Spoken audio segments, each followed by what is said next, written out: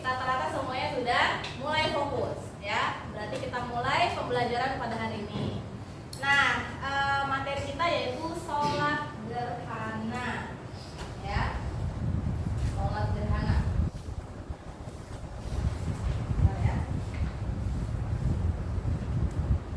Nah, sholat gerhana nih ya.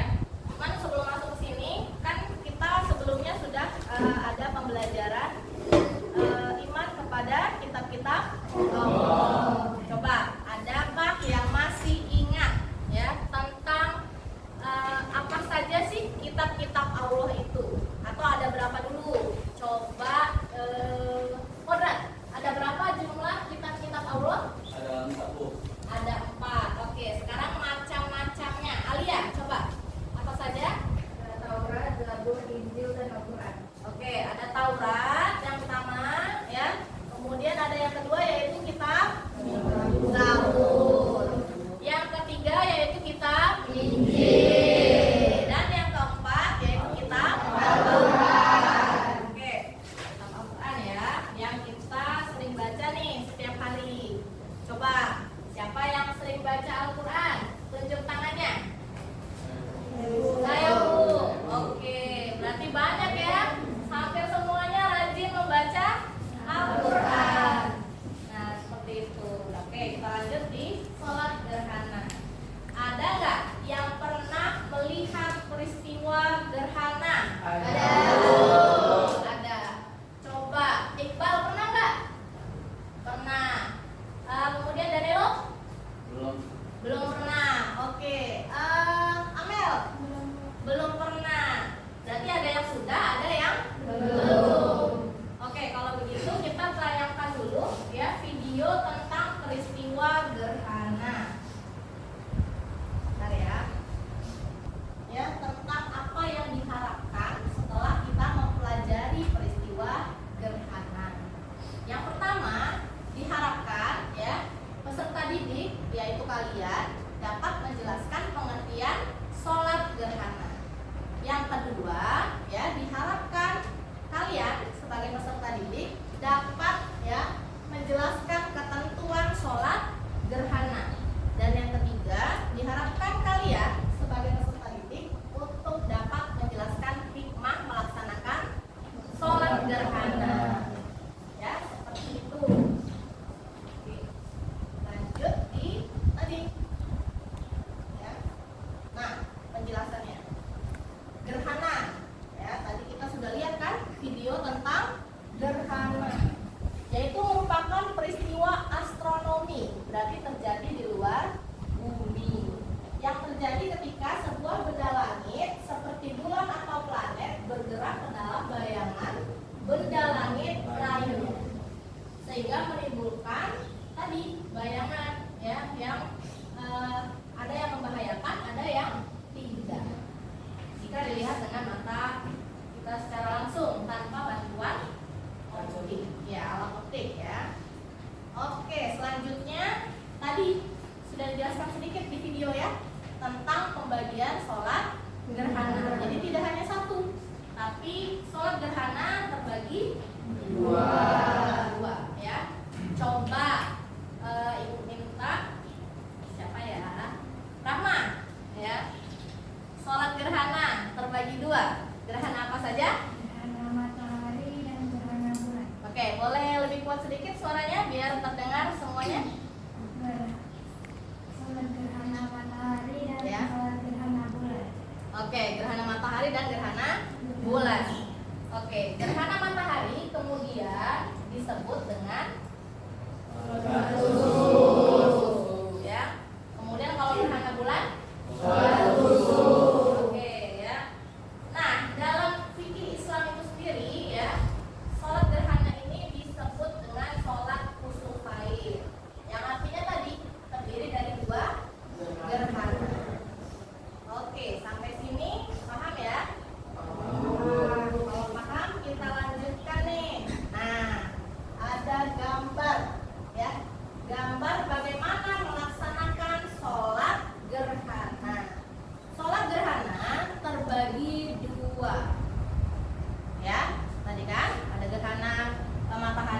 kusuf ya. Kemudian gerhana bulan yaitu sholat kusuf. Nah, tata caranya sama antara gerhana matahari dan gerhana bulan. Terdiri dari 2 rakaat ya. Nah, yang pertama biasa ya, memulai dengan niat dan takbiratul ihram. Setelah itu membaca Al-Fatihah dan surah pendek. Nah, setelah itu kemudian disambung dengan apa? Ruku ya. Setelah ruku kemudian apa tuh? Melakukan i'tidal ya. Sami Allahu liman hamidah. Namun di situ tidak langsung ini ya, tidak langsung sujud. Biasanya kan setelah i'tidal itu langsung sujud, tapi kita membaca kembali ya. Ruku kembali, kemudian membaca bacaan ruku ya, kemudian i'tidal. Ya, jadi rukunya 2 kali dalam 1 rakaat. Nah, setelah itu baru sujud. Nah, setelah sujud kita apa yang kita lakukan? Sujud di antara 2 sujud ya. Setelah itu kembali sujud ya, dan bangkit untuk rakaat yang kedua.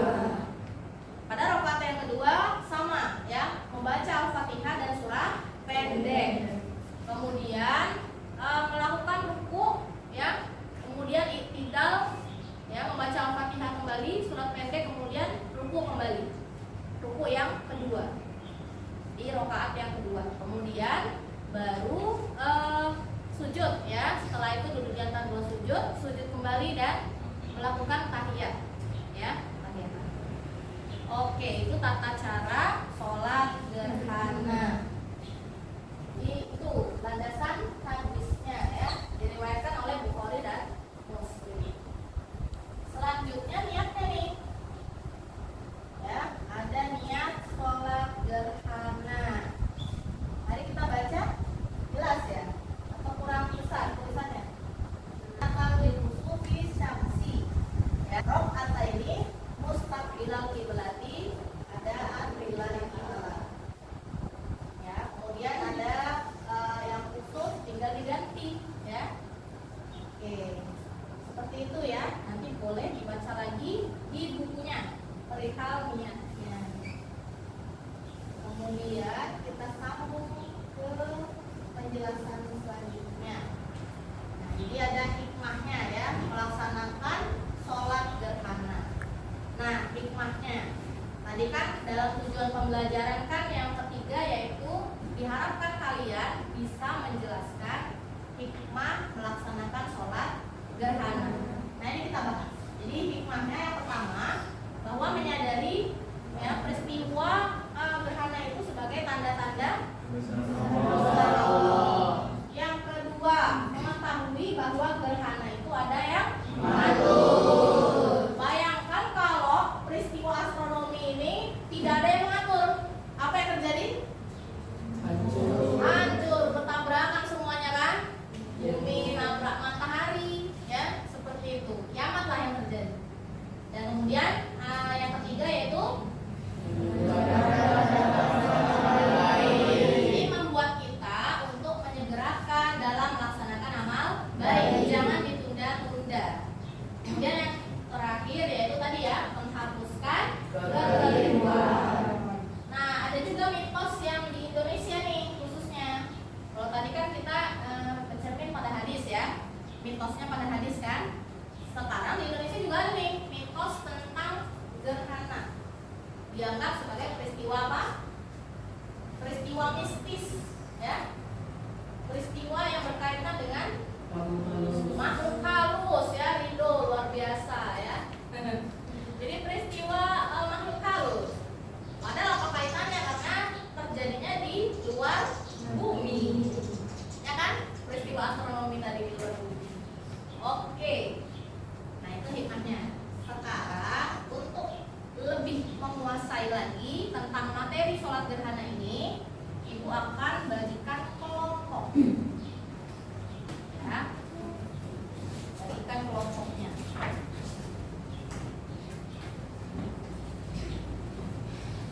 Bentar ya. bagikan kelompok.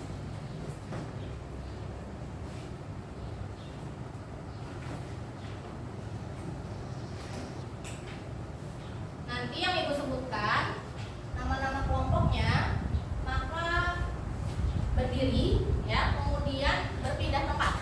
Untuk kelompok 1 silakan pindah di sebelah kiri, paling kiri.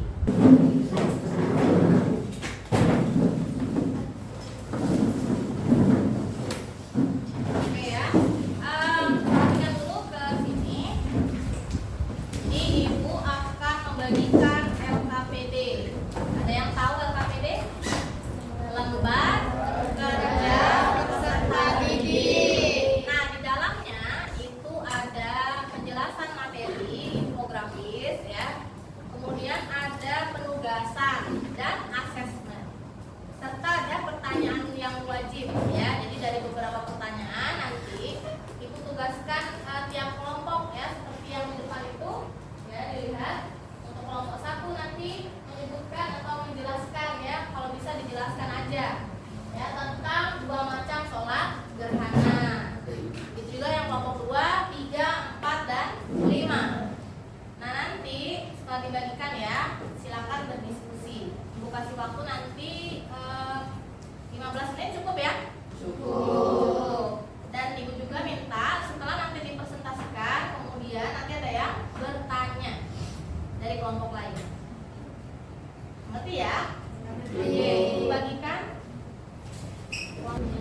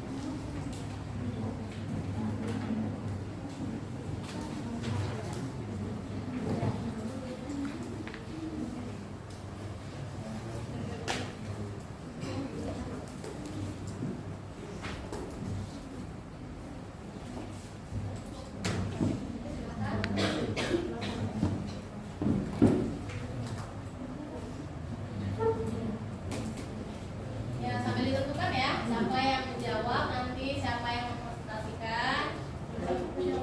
Ya, tidak saling unjuk-unjuk.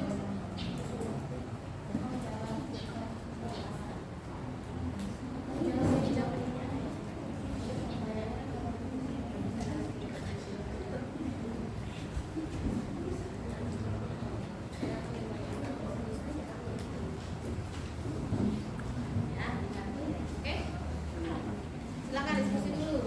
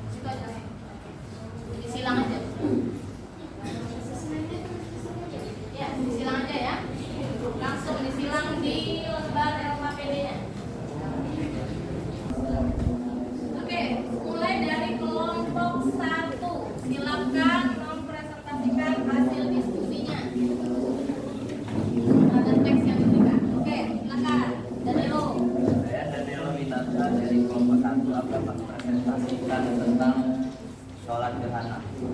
Sholat gerhana Masukin suaranya, Danilo. Sholat gerhana terbagi menjadi dua, yaitu gerhana matahari dan gerhana bulan. Gerhana matahari disebut sholat khusuf dan gerhana bulan disebut sholat khusuf. Oke, mari tepuk tangan dulu buat kelompok 1. Nah, ada yang ingin bertanya? Silakan. Oke, Fernando. Jadi, suaranya dikuatkan sedikit ya. Saya Fernando dari kelompok 2 izin bertanya kepada kelompok 1, di mana sebaiknya kita melaksanakan sholat gerhana matahari dan gerhana bulan. Oke, silakan diskusikan dulu jawabannya.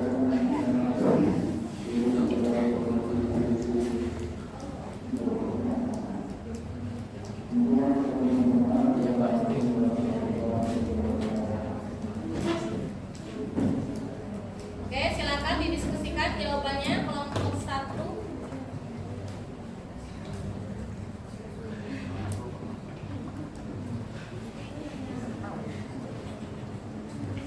Sudah cukup? Sudah, silakan. Saya Luna dari kelompok 1 akan menjawab pertanyaan dari kelompok 2. Sholat gerhana matahari maupun sholat gerhana bulan sebaiknya dilakukan di masjid atau di tanah lapang dan berjamaah. Oke, di masjid atau di tanah lapang ya, dilakukan secara berjamaah. Bagaimana Fernando jawabannya? Sesuai? Oke, tepuk tangan dulu buat kelompok 1. Oke. Nah, kita lanjutkan dengan kelompok 2. Mana tadi? Ini ya. Silakan kelompok 2. Hasil diskusinya bagaimana? Saya Iqbal dari kelompok 2 akan Lebih keras sedikit suaranya. saya Iqbal dari kelompok 2 akan mempresentasikan hukum sholat gerhana. Oke. Hukum sholat gerhana ini yaitu sunnah muakkad, sangat dianjurkan. Pelaksanaannya disunahkan secara berjamaah, namun boleh juga dilakukan secara munfarid. Oke, jadi hukum melaksanakan sholat gerhana itu yaitu sunnah muakkad.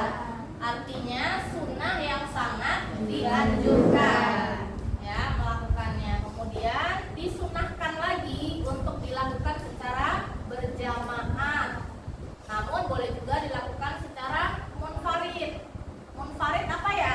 Coba Reza, munfarid berarti sholatnya dilakukan secara sendiri. Oke, betul ya. Jadi tepuk tangan dulu dong buat Reza. Jadi boleh dilakukan sendiri, tapi akan lebih baik atau disunahkan dilakukan secara berjamaah. Nah, tempatnya tadi sudah dijelaskan juga ya sama kelompok 1. Boleh di masjid atau di tanah lapang. Oke, mantap. Nah, silakan kelompok, ada yang mau bertanya nggak sama kelompok 2? Oke, silakan. Rahma.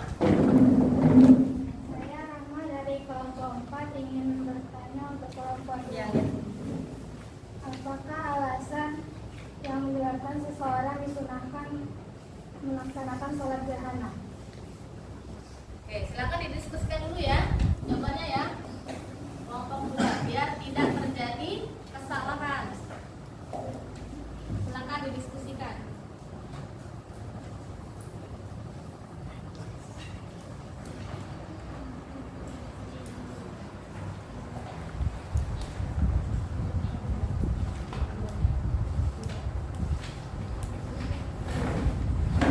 Perkenalkan, nama saya Rido dari kelompok 2. Saya ingin menjawab pertanyaan dari kelompok 4.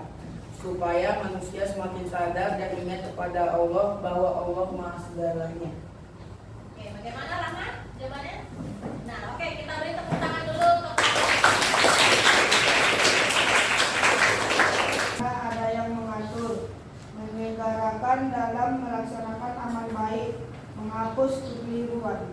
Oke, tadi ya. Jadi menghapus kekeliruannya tadi yang sudah dijelaskan di awal ya. Oke, beri tepuk tangan dulu buat kelompok 5. Oke, sebelum kita menyimpulkan ya pembelajaran pada hari ini dari hasil kelompok 1, 2, 3, 4, dan 5, kita kembali dulu ke tempat duduk semula.